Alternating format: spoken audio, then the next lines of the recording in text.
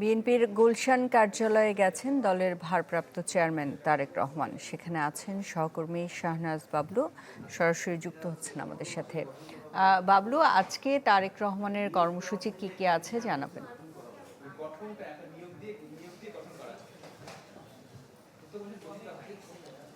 সুস্মিতা, তারেক রহমান প্রতিদিনই সকাল থেকে এই যে দলের চেয়ারপারসন যে কার্যালয় রয়েছে সেখানে অফিস করছেন, সাংগঠনিক কার্যক্রম পরিচালনা করছেন, কিন্তু আজকে তিনি দুপুরের পর এসেছেন। তো তিনি ৩টার দিকে এসেছেন। আমি যদি একটু গুলশান কার্যালয়ের সামনের পরিস্থিতিটা দেখাই, এখানে প্রতিদিনই নেতাকর্মীদের ভিড় থাকে, কিন্তু আজকে ভিড় নেই বললেই চলে। নিরাপত্তা কর্মী যারা রয়েছেন তারা এখানে আছেন। এছাড়া গতকালকে আপনি দেখেছেন তিনি যে ঢাকা ১৭ আসন থেকে যেহেতু নির্বাচন করছেন, এই আসনেই যে ৪টি থানা রয়েছে, এই চারটি থানার বিএনপি এবং এর অঙ্গ সংগঠন যে নেতাকর্মী যারা রয়েছেন তাদের সঙ্গে বৈঠক করেছেন এবং বিভিন্ন নির্দেশনা দিয়েছেন। যারা বৈঠকে অংশ নিয়েছিলেন তাদের সঙ্গে আমরা কথা বলেছেন যে ঢাকা ১৭ আসনের যে বিভিন্ন যে সমস্যাগুলো রয়েছে সেগুলো ফাইন্ড আউট করার জন্য এবং সেগুলো সমস্যার সমাধানে তিনি যদি নির্বাচিত হন সেই লক্ষ্যে তিনি যেহেতু কাজ করবেন, সেই যারা ভোটার রয়েছেন তাদের সঙ্গে তার কমিটমেন্টের জায়গাগুলো যাতে বলা হয়। এবং আপনি জানেন তিনি যেহেতু সারা দেশে দলের প্রধান, সারা দেশেই তিনি তার নির্বাচনী জনসংযোগ করবেন।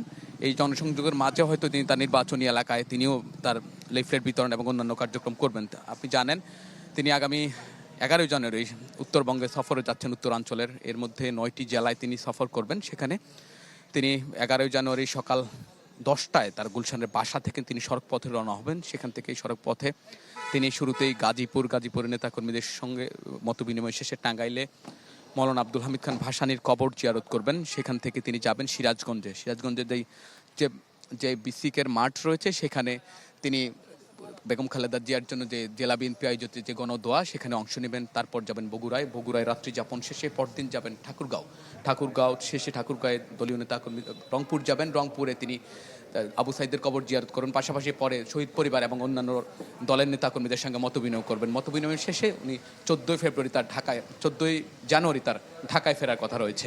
সুস্মিতা। বাবলু, আপনাকে ধন্যবাদ। বিএনপির গুলশান কার্যালয় থেকে আমাদের সাথে যুক্ত হয়েছিলেন Shahnaz Bablu. Amrapali fruit syrup, real magic in every drop.